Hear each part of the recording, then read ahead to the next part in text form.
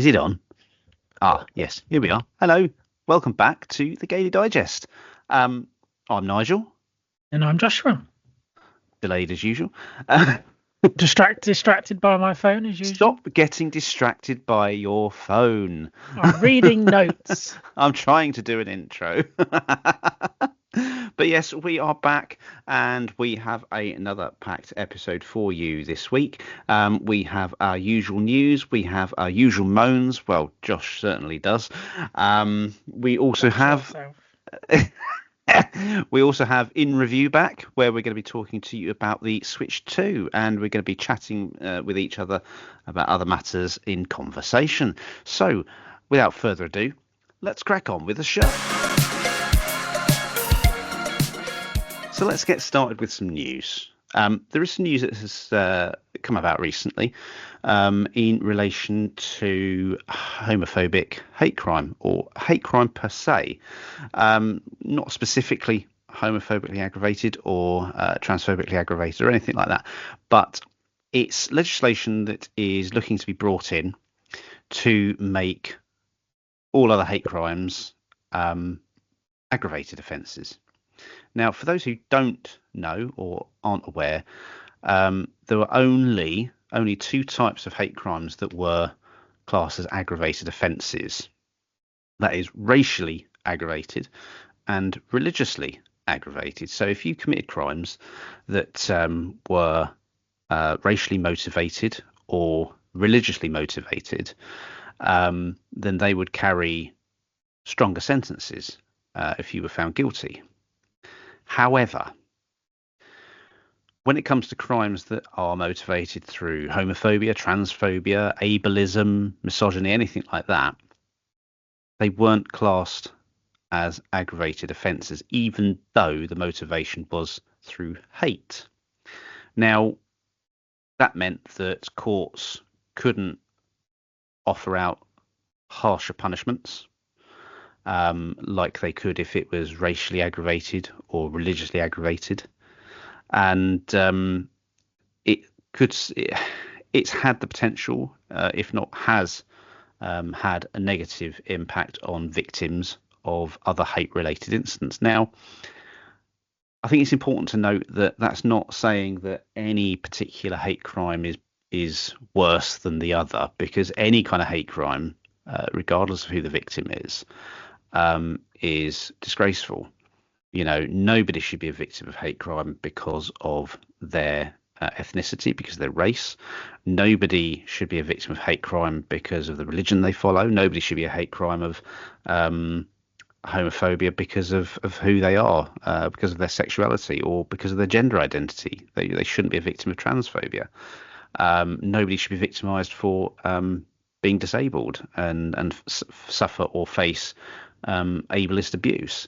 It's wrong on every level, and you know, I mean, we've had Pride Month, and obviously Pride Month has always been about promoting the equality and standing up for our rights as LGBTQ plus folk.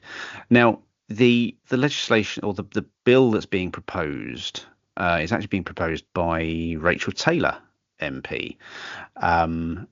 And she wants to bring these offences in as aggravated offences to strengthen police powers and the court powers in making sure that people who are convicted of these crimes rightly get the punishment they deserve, and that the victims rightly get the justice that they deserve.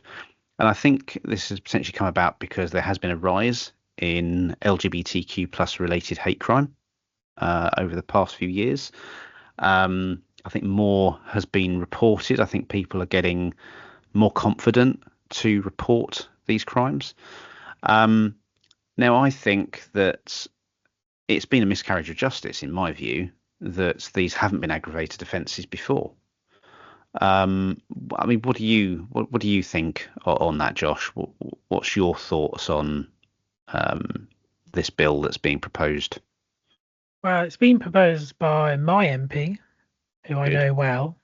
I have been emailing her for quite a while, actually, about my concerns with LGBT plus hate crimes, specifically transphobic hate crimes, because that has absolutely blown the lid off the levels of that at the moment. But I didn't even know that it wasn't an aggravated hate crime, which I just presumed it was. And does that limit how long you have to get into the courts at the Yeah, minute? yeah. So I've been looking into this now. Racially and religiously aggravated offences are covered under the Crime and Disorder Act 1998. Now, people would have thought that when the Equality Act 2010 came into play, that other offences would be equally aggravated, but they weren't. It wasn't changed. The law didn't change. Nothing added to that. Now, if you take certain crimes, like say for example, if you were racially abused in the street, um, so that would come under the Public Order Act. If you were racially abused in the street, the police would have sufficient time to be able to investigate that, find a perpetrator, and bring them to justice without any kind of time limit. If you were homophobically abused in the street, transphobically abused in the street, or abused because of your disability, say you're in a wheelchair, or for example, and someone makes derogatory remarks about you, or you're walking with a walking stick, crutches, or you've got a learning disability, and people mock you for it in the street, that would become under the Public Order Act. Now, the issue there is that unless a perpetrator can be identified and brought to justice, under the law, the police only have 6 months to be able to That's achieve ridiculous. that. Now, that's not the police's fault. That's the way the law is written. So Mm. they could do everything they can to find a perpetrator, and that maybe the perpetrator isn't known; it's a stranger. So it's going to be harder to find that person unless there's CCTV or people know who it is, where they live, etc. It's going to be harder to find them. So after that 6 months, nothing can be done. But that's the way the law is. Um, Whereas, like I say, with the racially and religiously aggravated offences, that time limit doesn't exist. So they have longer to be able to try and identify that perpetrator and bring them to justice. Now, that's where there's a miscarriage of justice in victims of hate crime, where victims of homophobia, ableism, transphobia, etc., are let down. But that's not let down by the police, that's let down by the law.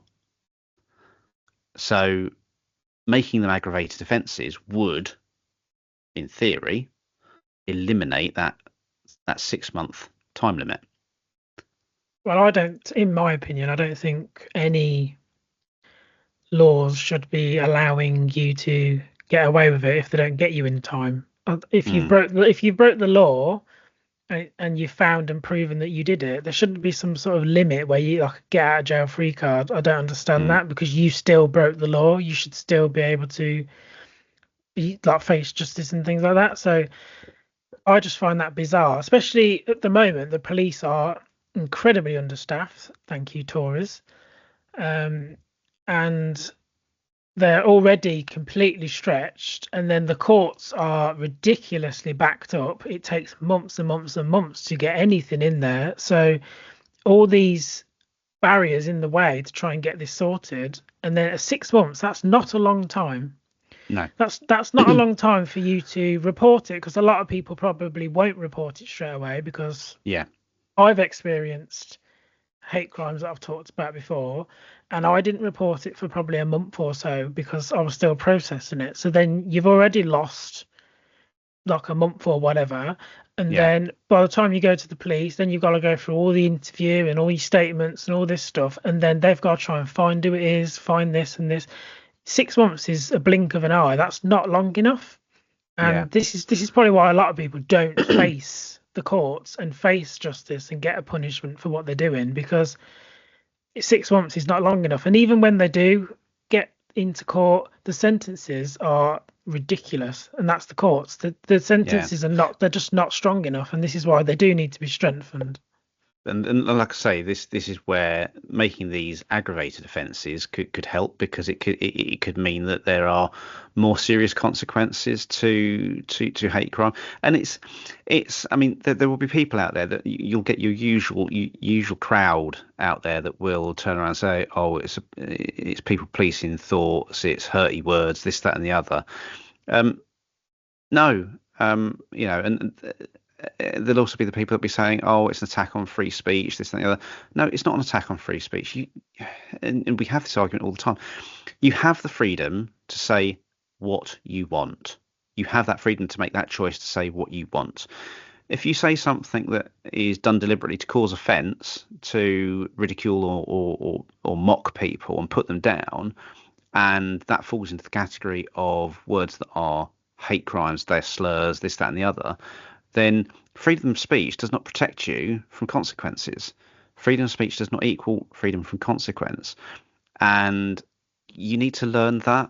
I mean, in what kind of society do people think that it's acceptable to go round calling someone the F word slur or the N word slur or anything like that?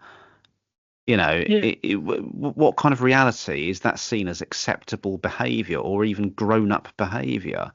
It's not about attacking free speech. It's about making sure that people can live their life and go out and about without being mocked or ridiculed. yeah, and I know whenever they say, "Oh, it's the thought police," they're policing our thoughts. As soon as they say that, I just think, do you actually have a thought in your brain? Because it I was going to say that. doesn't seem like you do, because you can think whatever you want. Nobody knows what you're thinking. The second it comes out of your mouth, there's a consequence for Yeah. what you say. So you can not get in trouble by just keeping your mouth shut and not letting these thoughts come out in the first place. When you But yeah, said that, I just thought to myself, ironically, that it is, yeah, people are saying, "Oh, it's the thought police." What do you mean it's the thought police? You have to have thoughts to be able to police them. You exactly. know? But yeah, I think going back to this bill, I think this bill would be a good thing. I mean, yes, Labour aren't the flavour of the month. They aren't the favourites at the moment because of everything that's been going on, and the anti sort of the anti-trans stances they've taken as well. But you know, praise where praise is due, and I'd say that regardless of the party, praise where praise is due. If this bill comes in, this is something that would be a positive step in protecting LGBTQ plus folk from hate crime. But the only way we can test that when it comes in is make sure that if you are a victim of hate crime, if you are, targeted because of who you are, and you're just going about your daily life, do report it. Please do report it, because if you don't, people get away with it, and if people get away with it, they think they can do it again, and it won't be you that's the victim next time. It could be someone else that's the victim. Um, you know, by tackling this, it needs to be reported, and you know, you need to push through with it as well. Um, and please just make sure that you do. What is a slur? Josh, could be anything, can't it? Literally, literally anything could be a slur. It can. Let's let's look at the definition. So a slur is an insinuation or an allegation about someone that is likely to insult them or damage their reputation. Um, so effectively, it's an insulting or a disparaging remark or innuendo. Um, so why are we talking about this? Tell us, Josh. Why are we talking about this time? Well, I had a little bit of a debate slash conversation on Blue Sky recently. Not going to name who it is, but they basically did a post saying queer is not a slur. And I believe they are a bit younger than I am. And I felt like I needed to try and educate them a little bit, because I think, especially for a lot of people my age, it very much is a slur. Um, if somebody identifies as queer and wants me to refer to them as queer, then I'm okay with that. And I'm actually quite happy and glad that a lot of people today have reclaimed it for themselves and they use it for themselves. But I think just because you've reclaimed a word, it doesn't mean that everybody else has to, because certain words have deep trauma attached to them. And me personally, I wouldn't call myself queer, and if someone called me that, I would have like a gut feeling, like a gut punch. It would make me feel really uncomfortable. Mm. And I don't understand why this is so controversial, because it is quite controversial for some reason. Um, but I've shared a couple of my experiences in the past. I was pretty severely beaten up when I was 15. I was called an effing queer the whole time, and the F slur. They broke my ribs. I had like my whole face was swollen, my collarbone, my eye socket, everything. It really caused a lot of trauma for me. And so to me, that word directed at me, that's where my brain goes to. That's my association to it for myself. Yeah. And I think a lot of people don't understand this, that not everybody can just reclaim a word like you have, because not everybody's experience is the same as yours. Everybody's experiences are different, and these words have different meanings for each individual person. I think when we're talking about that in that context, um, uh, when you look at the definition that I read out there, um, it does go on. It does kind of say that that is, or that word can be used as a slur. And if a word can be used as a slur, then it is a slur. People might think differently to me. They might have a different viewpoint on that, but I think it goes to show that literally any word, if used as an insinuation or an allegation about someone that's likely to insult them or damage their reputation, means that any word can be a slur. Yeah, and And I think I, I think to say that, I think to say categorically that a word isn't a slur and then telling people to F off, which is what I think the yes, post you're referring to was talking about, it kind of dismisses people's experiences. yeah, and I think when you look at the replies this person was having on their post, pretty much every single reply was saying, "I find it a slur. I have a lot of trauma and experiences negatively around that word." And we were all saying, if you've reclaimed that word and you call yourself that word, that's fine. Like, I'm happy. That actually brings me a bit of joy that you don't have these serious negative feelings against these words. But a lot of us were relentlessly bullied, harassed, like me, assaulted, like quite really severely. Probably A lot some of us people, have long probably memories. yeah, and some people probably have had even worse assaults whilst being called these slurs. Newspapers used to put these words in there, and Mm. there's a lot of trauma around these words, And and they I've been called those words. I've been called all sorts of different types of slurs, like the one you refer to as well. because a lot of people in our community, they call themselves the F slur as well. And I won't even say that word. I say F slur because it invokes this really uncomfortable feeling in me. Mm. And this person basically said that's something I need to work on. It sounds like something I need to work on. And again, I said to them, that's incredibly dismissive, because yes, I probably do need to work on feelings around words and things, but that doesn't mean that I'm ever going to be comfortable being called these words. And it doesn't mean I Yeah. ever have to be comfortable with these words. Just because you are doesn't mean everybody else has to. And that is incredibly entitled and ignorant And I think it goes. I mean, we talked on our last outing that about prejudice, and people will use these slurs, um, or they'll use these words as slurs because they want to attack us, because they want to insult us, they want to cause offence, and like you say, yes, it's absolutely great that the community has reclaimed the word queer, and there are a lot of people that identify as queer,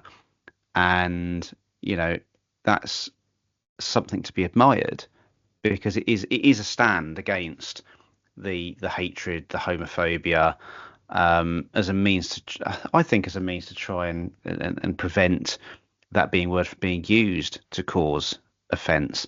But like you say, there are those of us within the community that are a bit older, have lived a lot longer, and have got a lot more lived experiences around what it was like to be called those words and to be abused in that way whilst we're being physically attacked, and being verbally attacked at the same time. And the trauma that comes with that, you can't just dismiss that trauma. You can't just ignore the fact that that's happened and think that it's okay to go on using that word around those people that are affected by it. Yeah, and the person was also saying like I wouldn't be the same if someone was using the word gay or whatever else. But I said yes, I would actually, because it's the context is where this lies. Because if someone's, when people say, "Oh, that's gay," because it in a negative way, Mm, I would call that out. And if someone said to me, "He's gay," it depends how they say it. And if they said he's a gay, that's a different kind of context. Calling me a gay instead of gay, that's more negative. So it does depend on how you call these words out. Like a lot of people might prefer to be called queer and not to be called gay. They might be offended to be called gay, and that's okay. If a word upsets you and you don't feel comfortable being called it yourself, you should be completely within your rights to say, I don't like being called that. And I don't understand why people don't seem to grasp this, and they seem to think that just because a lot of the communities reclaimed these words, the entire community has to take all these words in themselves. And I was trying to explain to them that we're not a hive mind. We're all different. That's what makes us so special as a community, because we're all different. mm, We don't all think the same way. We don't all feel the same way. And by not grasping these concepts, you've not actually got a very open mind. You've got quite a closed mind actually, because you're mm. telling people how they should feel and how they should react. Yeah, I mean, if you look at the definition of queer, um, there's three different forms of definition to it, um, and only one of them relates to the gay community. The other two are negative. So you got one meaning which means strange or odd, and another meaning which spoil or ruin. You So know, so negative. so there's negative connotations to that word, and when it was used, and I think it was used um, to be a homophobic slur to mean strange or odd, i.e., not conforming to what people saw as the norm, which, as we've said before on this show, that normality is subjective. Normality is subjective to the individual, to who you are. You know, being heterosexual is normal to a heterosexual person. Being gay is normal to a gay person. Being trans is normal to a trans person, and so on. And um, it's that whole thing of any word can be used in such a negative way as a slur if it's said to mean that. Yeah, and I just think posting a post saying queer isn't a slur, fuck off. If these people really believe that was like a mic drop moment and it was going to be really popular, but it really wasn't that popular. And it was quite good to see other people call it out and share their experiences, because I know now that I'm not the only one that has these feelings, because we don't really talk about these. A lot of people are scared to say, I don't like that word, still. Um, and I think that it's shown that a lot of people have these deep rooted issues with these words because of the way we went through school, the way we've grown up in the world. They've not a very positive word. They don't have positive memories linked to them, and Mm, it's not as easy as just calling yourself the word and then all of a sudden you're going to feel great and all their memories go away. It's not that easy, and I think that people need to realize that. yeah, but before we finish this segment, going back to something you mentioned about the word gay being used as a slur. Yes, it can be used as a slur, and I've often had or experienced situations where people around me have said things like, "Oh, that's gay," that is, meaning, "Oh, that's shit," or "that's bad." So they're using it in a term that's negative, and a a family member I've had to educate on that when that family member has used it in that connotation, knowing full well that I'm gay, and I've had to educate this family member by saying you shouldn't say that, and and this is why you shouldn't say it because of the impact that can have. If you say that out on the street, and you're going to make someone feel really bad about themselves that's gay. You're going to make them think that, well, are you implying that being gay is wrong? And it's often people don't think about these things before they actually open their mouths and say them. In Review is back now. We thought we'd bring it back, something we do every so often, and we thought we'd bring it back in time for the 1 month anniversary following the release of the Nintendo Switch 2. So we are going to be getting together and we're going to be reviewing it and telling you about the pros and the cons and whether it's worth it, to be honest. We both got ours on release day, didn't we, Josh? We did indeed. And that was very exciting. It was like Christmas. I totally wasn't counting down every day, hour, and minute building up to it getting here. The messages you were sending me about, yep, it's out for delivery. Yep, it better fucking arrive soon. Well, Ash popped to the shop and he said, "Oh, the mailman's near the shop." And I was like, "Well, time to fucking hurry up because it's too late. It's taking too long." I think by that time mine had arrived, didn't it? I think mine arrived about half hour before yours. Yes. Um, but Which it made took me that. me even more furiously watching the window. It's it's when I got the notification to say he's outside or you're the next delivery, and I'm like, so I was literally at the window, just standing there, eagerly looking. I could see the van pull up, and I could see him get out of the van and go to the back. I'm like, hurry up and get my parcel, bring it, bring and it, bring and it. then and then you did that little slow shuffle to the door so it didn't look like you were waiting at the door. Because Yes. that's what I did. That is absolutely everything that I did there. It's like, oh, I can't make it look like I've been waiting at the door. Although I must admit, I think if I was to look back at my Ring doorbell footage, you would see that I was like a kid in a sweet shop, stood at that door when he had put the parcels on the ground. He said, hang on a minute, I've got to take a photo of them. I've got to scan them all." I'm like, hurry up, come on, come on, come on. I'm Well, excited. the thing is, I had mine and Ash's at the same time. So we had two Switch boxes come. Then I had all the accessories and all the games and things that all seemed to come in individual packages. And he had to scan and take pictures of every single parcel before I could have them. And I was just standing there looking calm, but in my head I'm thinking, scan them faster. I want my things. But yeah, I was. I mean, I was quite fortunate. I think that everything all came at once because I'd ordered the SD card from Nintendo itself, but I'd ordered all the other stuff from Very, and I was worried that I was going to get one before the other. But thankfully, they were all coming through the same courier, and they all came together, and it was just perfect, because I could literally just set everything up and not worry about having to transfer everything over later on, and do it sort of that way.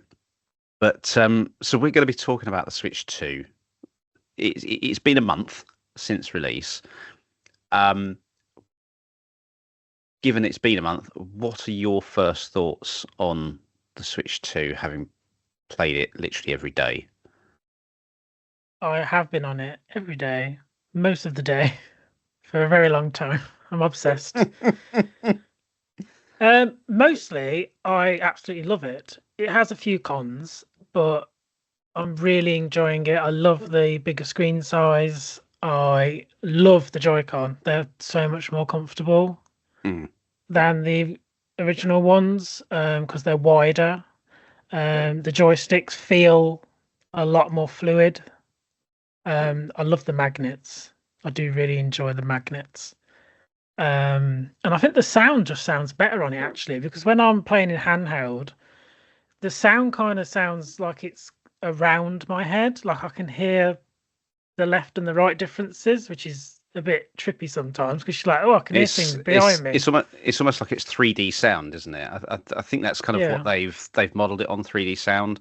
And I think when we were sat together playing Mario Kart World, when we did that tournament on the first Sunday since it was released, I was playing it, and I was playing it handheld, and I could literally hear cars coming from behind, but sort of which side they were coming from as well, through the speakers. And I thought that's a really clever piece of technology that they've got in there in their speakers. Um, and also like you say, there are a few cons. I mean, I think the biggest one for me was the fact that, given that we've gone from an OLED to a non-OLED screen, that for me I was quite skeptical. That said, you can't really tell that much of a difference, I It don't is a think. very nice looking screen.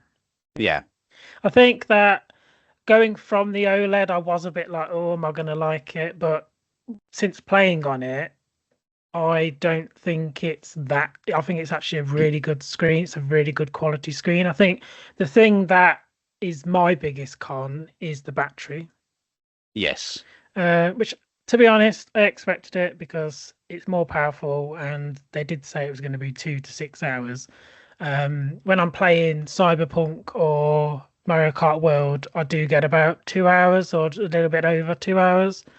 Um, so yeah, that's a bit awkward for me. But to be honest, how often do I really go out with it and I'm going to sit on it constantly for over 2 hours? I don't really do that. And exactly. if I'm at home in handheld, I can just plug it in with a cable and play it while it's charging. So it doesn't really bother me that much, but that's probably my biggest con. The screen doesn't really bother me, to be honest. It's more the battery side of things, because I did find myself kind of constantly looking at the percentage as it tripped down every 5 minutes. Um, but when you play the games and how much powerful the games are, you kind of realize why the battery's Yeah, going down. But when I've played Switch 1 games on it, like Mario and Luigi Brothership, I could play that for about 5 hours and it's not dead. So yeah. I think it's playing more those the games, powerful games, isn't it? It's the more powerful games like Mario Kart World, Cyberpunk, the ones that are designed solely for the Switch 2, because the Switch 2 can handle the gameplay, the power behind the games as well. But yeah, the screen. I think from my initial disappointment, I kind of look at it and I think, no, it's a very good screen. You can barely tell the difference between whether it's an OLED or not. And I think that shows the good quality of the screen that they've used for it. The Joy Cons you mentioned, I love the fact that they snap in and they magnetize, and they don't come off unless you press the buttons as well at the back of them, which I think is really good. Um, the I'd like to see more of a range of Joy Cons. rather Oh, than the there will be 100%. There's going to be yeah. special editions and all sorts. And I hope they have different coloured ones as well. I mean, because they've gone from having the coloured Joy-Cons to the Joy-Cons that match the colour of the console itself, but the colour is under the joysticks. Yeah, I think that might be a choice because it does look and feel a lot more premium than the original Switch.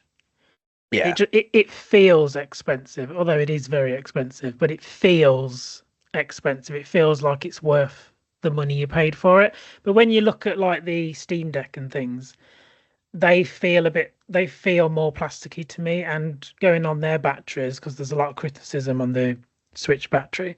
mm. The Steam Deck only lasts about an hour and a half. Yeah. I think the criticism of the battery comes from the fact that uh, we've kind of been spoiled with the previous two Switches. Because I think their batteries lasted quite some time.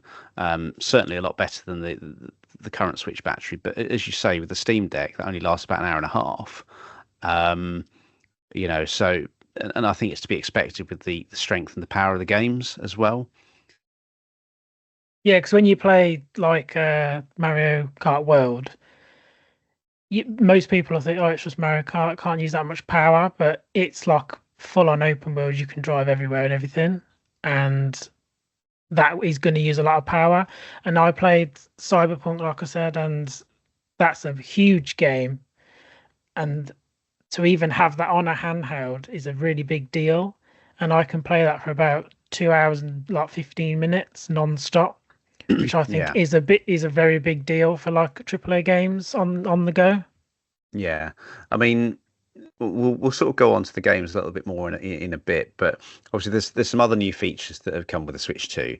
One of the main ones, one of the big ones, is the game chat feature, which I think is, I mean, we've done our Mario Kart tournaments before where we've used platforms such as Discord and the Nintendo app as well to chat. Obviously, the Nintendo app was always fraught with issues. Sometimes if you get disconnected from the chat, you couldn't get back in. That's why we moved to the Discord, and the Discord I think has been absolutely flawless. But the new game chat feature, especially with the addition of the camera, I think is great, and we've used it. And the the video with the camera isn't perfect. The quality of the camera could be a bit better, I think. Um, but the audio is, I want to say flawless, but there are some little cons with it. And I've noticed that when playing games with yourself using the game chat as well. I have noticed that if we're talking to each other, excuse me, if we're talking to each other, if you've got me on your TV, I can hear myself after I've said what I've said. So there is a little bit of feedback. There's a little bit of echoing, I want to say. Um, so if they could have sort of identifying the person whose voice it is, maybe some voice matching or something, maybe that could be something they could work on. I don't know whether you've experienced that. I haven't, but most of the time when I'm playing games with game chat, I'm on the TV, so I'm not really in handheld. So maybe if one of them's on TV and one's on handheld. No, I've noticed it when I've had mine docked and it's been on the TV. Maybe you're just too loud. Rude. But yeah, with the game chat and the camera, I'm probably not going to use the camera that much. It's not great, but I think it does the job. Like when you're playing a Mario Kart, you can have your face floating above your character. I think that's like a bit of a it's just It's a a bit of a gimmick. novelty. It's a novelty. It's funny because when you get hit and things, you spin above it, and it is funny. Plus you can see people's faces change when you overtake them, which is quite funny. But with the game chat, I can't really complain about it. I think it does what it needs to do. It's needed for a long time. I'm glad we've got it, and when we've used it, we've played on Mario Kart World for several hours in a row, and I've been able to hear every single word you've said to me. Mm. I've not really had any issues, and Because it never. It's it uses the microphone on the console, doesn't it? So, and the fact that that can pick up your voice from well, yeah, quite a distance away. because mine's probably about 3 meters away from where I'm going to be sitting, and it's under a TV cabinet as well. So, and I can talk to you and you can hear me.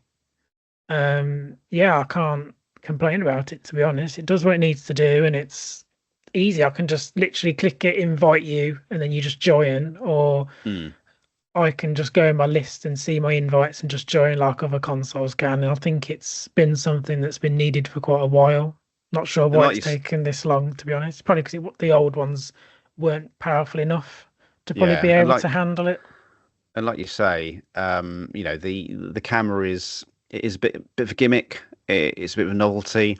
Um, there are the fun aspects to it, like you've got your faces above your carts when you're driving on Mario Kart. Um, but I think that's only really just sort of touching the beginning of it. I think like we've seen from the directs, when you've got Mario Party, for example, I think you get better use out of the camera in that as well, because you start getting involved in the games, and it kind of puts you in the game a little bit with some of the other stuff that you do. So I think we're yet to see some of the advantages of what the camera can do and what it can bring to gaming. I think Um, they're going to do games that have the camera being used kind of like the Xbox Connect from a yeah, very long time ago. So you like your movements on the camera or help you play the game. I think they're going to be games like that maybe that are going to come out in future to use the camera. I think that was what we saw on the direct. I think that was in respect of Mario Party Superstars, not Superstars Jamboree. Yeah. The because I think with the Jamboree TV with the DLC that you get for that, that's going to obviously enhance the game a bit more. The I remember seeing the camera being used for things like that, like with your movements and stuff when you're playing the game. So I do think we're going to see a little bit more of what the camera can be used for, what it can do, and I really do hope that it helps to enhance gaming a bit more on the Nintendo Switch 2. Um, but yeah, you talked about the Pro Controller as well.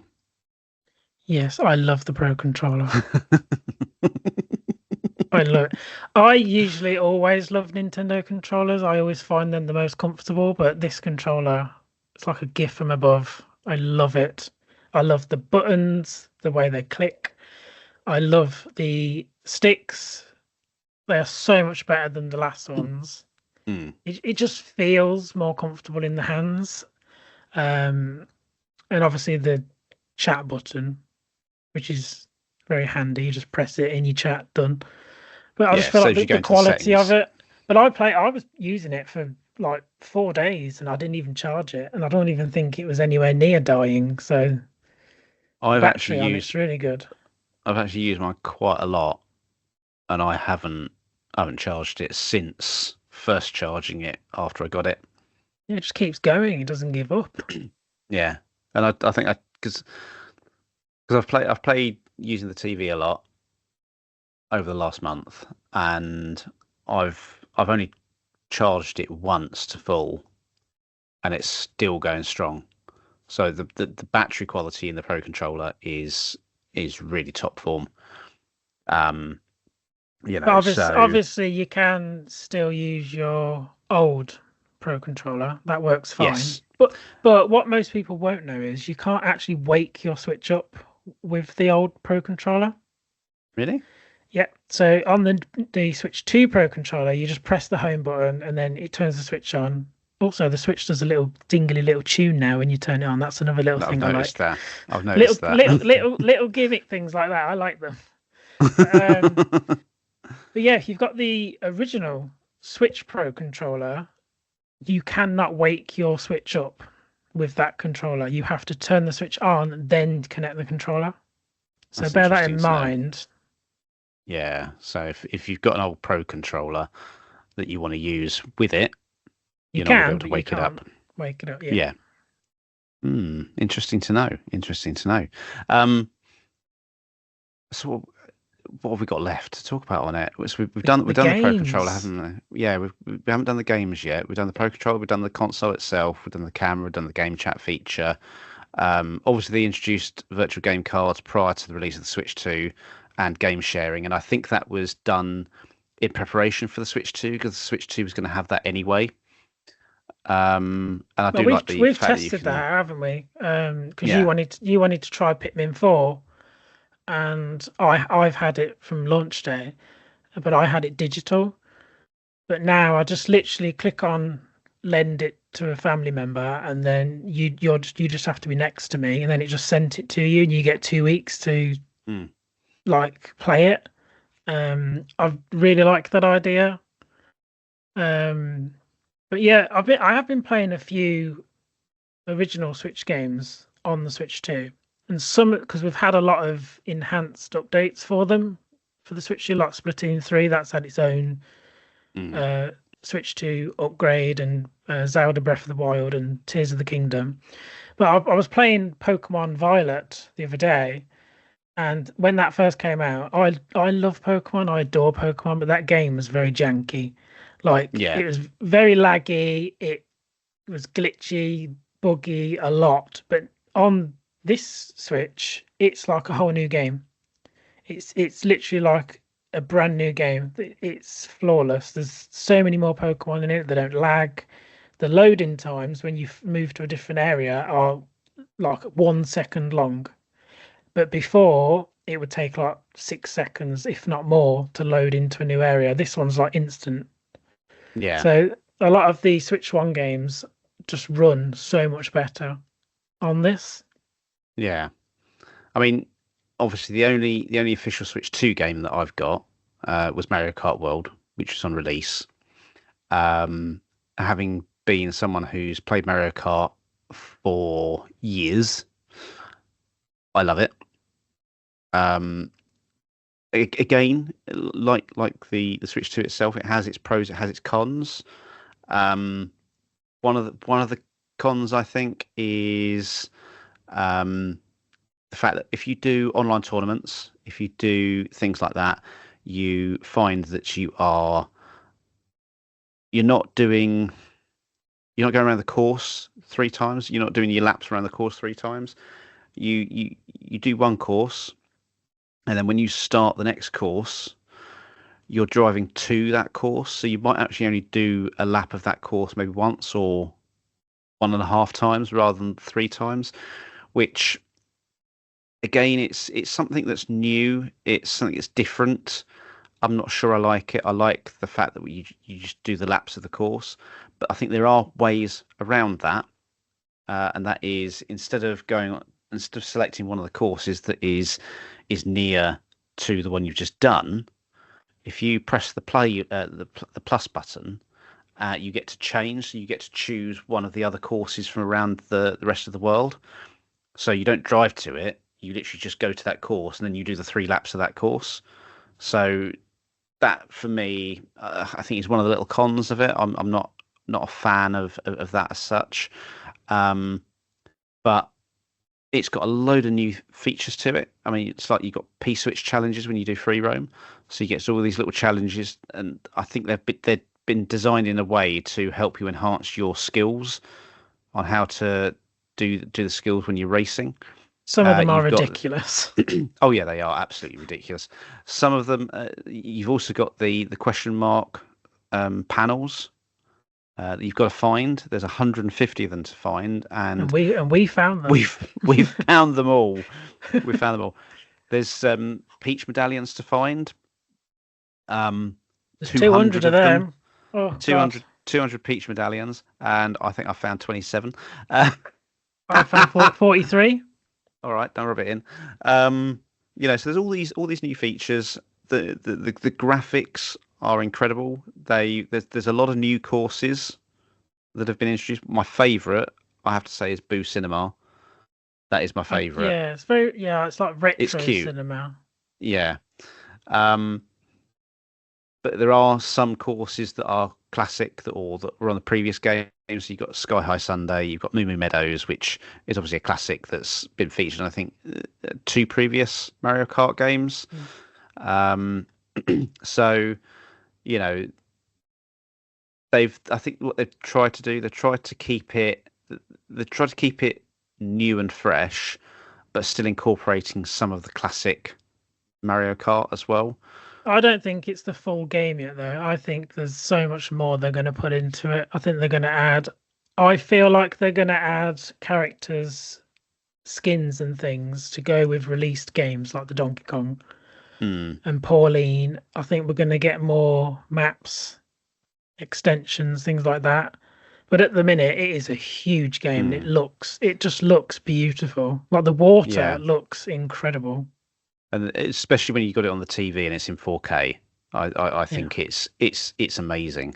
But things that are missing. So there's the 200cc, that's missing. That's not there. So I'm wondering if we'll get that. The mirror is there, but you have to unlock it. And the only way you can unlock it is by completing 10 P-switch challenges, finding 10 question mark panels, and finding 10 peach medallions. You've got to complete all the Grand Prix, the Grand Prix cups in 150cc. Doesn't matter whether you come first, second, or third, or if you get stars or anything, or a cup as a result, or a trophy as a result. As long as you complete the Grand Prix, and you've got to do all the knockout tours as well in 150cc. And then once you've done all that, you've then got to do the special cup again, which gets unlocked once you've completed all the Grand Prix, to then unlock the mirror courses. Well, I can say I'm never going to play Mirrored at all. I hate it. Stresses me out. It's already stressful now with all them players. I ain't doing mirror mode. But I've got more Switch games than you because obviously Ash has one as well. So he's bought some games. I'm going to steal them off him. He's got the new Rune Factory. I'm going to steal that off him because that looks incredible. It looks very much like Genshin Impact to me, like the style of it and things. Obviously, I've got Cyberpunk, which I love. But yeah, I think another subject we should touch on is the HDR. A lot of people are having HDR issues with the Switch 2. And I've had to do lots of research to try and wonder and work out why it looks so washed out and not very good in dark places on the TV.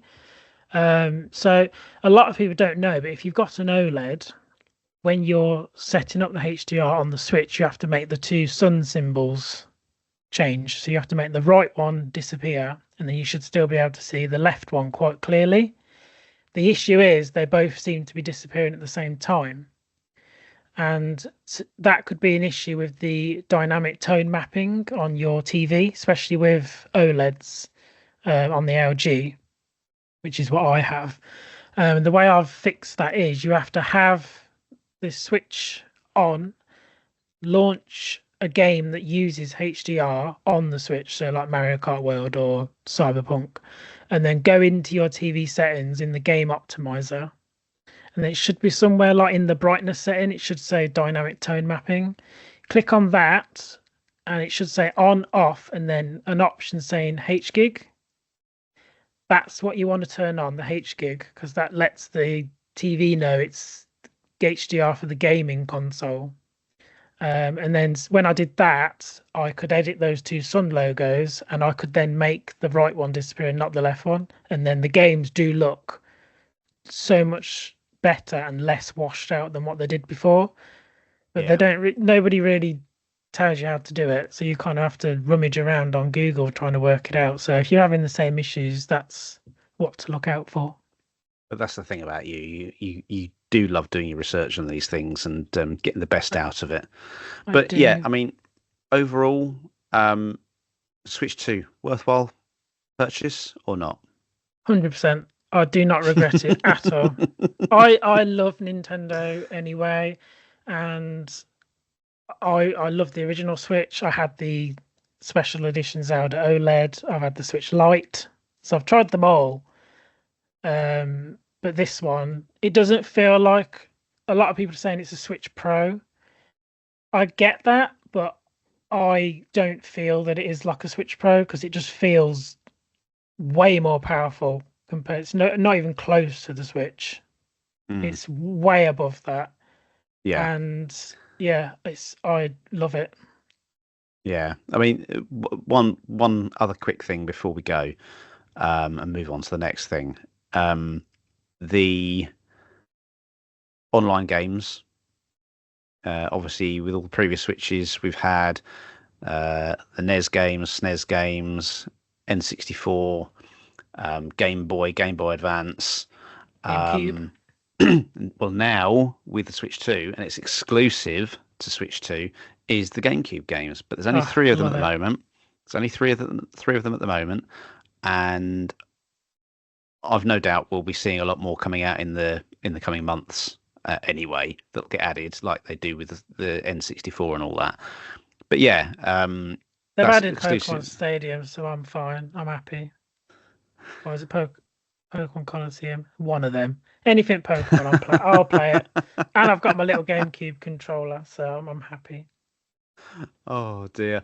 But yeah, so yeah, I agree. I think it's a worthwhile purchase. It's definitely up there in the consoles. Like yourself, I've loved Nintendo for a long time. Nintendo was the first console I had. I had the NES when it was out, when it was a big thing, and I've grown up with Nintendo.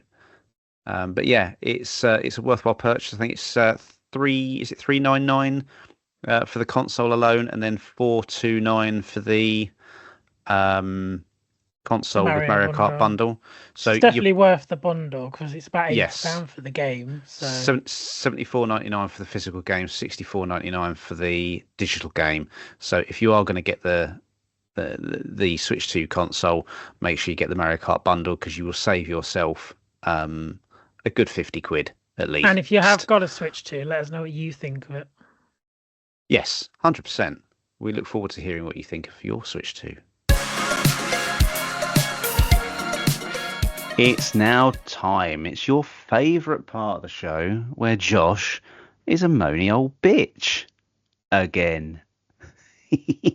That's a slur. No, it's not. It's factual. Um, um, so we are back with the complaints closet today, and we are going to be talking about what really, really grates us. We're going to moan about it. And who's going first this week, Josh? I'll let you go first because I'm being nice. Oh, thanks. Right. So this week, I am going to complain about something that really, really annoys me when I'm trying to watch a film. And can you guess what that is? Bloody movie intros. Oh God, we watched one recently. It had like 8 different studio titles. I was like, Jesus Christ, when are they going to start? I was like, oh, here's the start of the movie. Oh no, it's an intro for some studio. Hang They're on. really graphical. Hang on. Whose I'm fucking moan hijacking. is this? I'm Whose, hijacking your whose complaint. complaint is this? Mine or yours? Oh dear, I got too excited at moaning. You bastard. This is my complaint. Oh But no, yeah, carry movie on. intros. Movie intros, right? Like you say, you're sitting down to watch a movie, right? And you sit there and back in the day there used to be like the one thing that was like um 20th Century Fox or Paramount or what's the one that's at the beginning of Ghostbusters where she's standing with a thing? Is it TriStar or Columbia or something like that? Um, you'd have that. But then now you're getting multiple studios because the the filmmakers are incorporating numerous studios to help make their movie because movies are getting so complex now. But it's like, when's the movie going to start? You're about 15 minutes into the movie and you've still got bloody intros. You've still got all those little studio titles that keep coming up. And it really annoys me when, okay, it's fine when they've got a bit of sound with them. Like there's a little bit of music over the theme. But it's the ones that you get that are silent ones.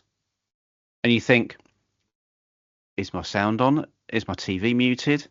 Is my sound system muted?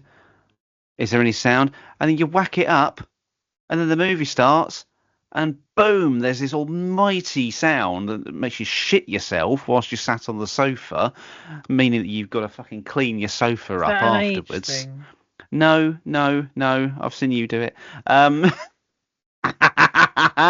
have seen you leap out of your skin at Yeah, but something you in the haven't movies. seen me shit myself, Nigel. Be No, but I smelt specific. it. I smelt it. I think someone's lying. This is now slanderous. Is it a slur? Um, Yes. but but do you get what I mean? You know, you sit down to watch a movie and you think, oh, I'm going to enjoy this film, and then 10, 15 minutes into the film, you're still waiting for the bloody thing to start. I mean, the credits at the end, you just skip them. You know, I think if you're streaming movies, you should have the opportunity to skip all the intros like that, and then actually get onto the title of the movie when the movie actually starts. I think it's not just that there's like 60,000 studios at the start of a film. Now you'll have like, there'll be like a man and he's crossing a stream and then he'll climb up a mountain and then he fights a dragon and then he stands under a tree and then you're like, oh my God, this looks really good. And then all of a sudden he turns into a silhouette and it's a studio. It's them, it's them ones that bother me because it looks like an intro to a film and then they turn into a logo. And I'm like, what just happened? I thought that was the film. No, and then some else will Yeah, start, and you'll be like, "Oh, yeah. okay, it's starting." The studio intro is actually an animation of itself, and you're like, Yeah, oh, this is a great start to the film, and it's like, it's not the film, it's a studio. yeah, but they're getting longer and longer, so you think it's a film, and then it's not, and it just that irritates me. Which is, I mean, it's fine with them being a little bit long, as long as it's the only bloody one. But when they've got multiple long ones that are probably about 30 seconds each, you know, you're waiting bloody ages for the bloody film to start. Exactly, I'm sure there's other people. I'm sure there's other people that are listening to this thinking, yes, yes, that really annoys me too. I wish I especially at could the come on and cinema. moan about it too. Yes. You have to turn up about 15 minutes before. That's just for the ads, and then you got another 15 minutes of all these studio intros. Mm. And then you got all the noise of people around you. Like we went to see the Mario movie and someone farted as soon as it paused. That was funny. They misjudged that timing. Oh, what are you moaning about this week, Josh? Mine's also about viewings. And this is something that everyone's going to relate to, and it gets me every single day, and it irritates me. And it's when you're watching a streaming service Hmm.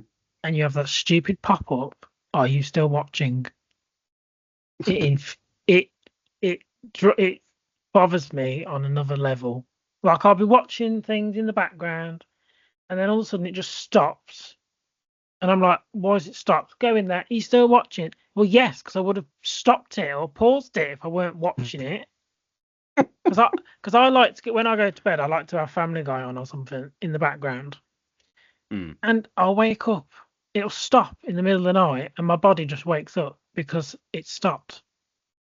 So they're interrupting my sleep as well now because they keep asking me, "Are you done with it?" And I'm like, "No, I'm not done. I'm paying for this service.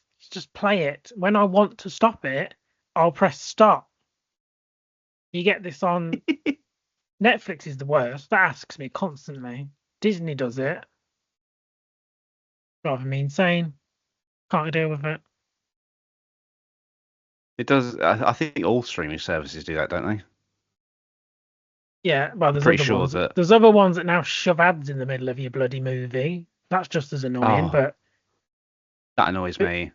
I know. But I Especially, just don't especially, understand. especially when you're paying for premium service. You're paying for the Yeah, top service, and then suddenly they're saying, "Oh, we'll chuck some ads in as well, and we'll charge you an extra £3 a month just to get rid of the bloody ads." yeah, but I think they always I think they say like they do that. Are you still watching? So if you're not watching, it'll stop, so it's not straining the servers. And Yeah. I just think, get better servers then, because if I'm pressing play on something, I expect it to just play in an infinite loop until the day that I press stop. Until I press stop, you should not be stopping it, because then I've got to get up because I've lost the remote. I've got to find that, then press start again. And then on the next episode or two, you'll ask me again. And it's just, I've had enough of it. It's infuriating me. And I think they need to stop it. Can you not turn Should those be settings off? No, I've looked into this. No. It'll say you can do it. You can. Into it. It has an autoplay setting, which is on. So technically, I've told it to autoplay the next episodes and not stop. And then it has the cheek to stop. And I think we need a petition to ban them stopping our shows without permission, because you're interrupting my life. You get involved. You shouldn't be. You should start one. I will. And that is all we've got time for, isn't it, Josh? Yes. I'm all tuckered out talking about all these very exciting topics. Not that I ever sound excited. I literally sound the same. So no, you definitely look excited. The look of excitement is a lot different to how you sound when you sound excited. But yes, that is all we've got time for. We thank you very much for joining us this week. We hope that you've enjoyed what we've had to offer, and we will be back in a couple of weeks' time with more fun and more gaiety in the Gaily Digest. Until then, stay safe and be happy.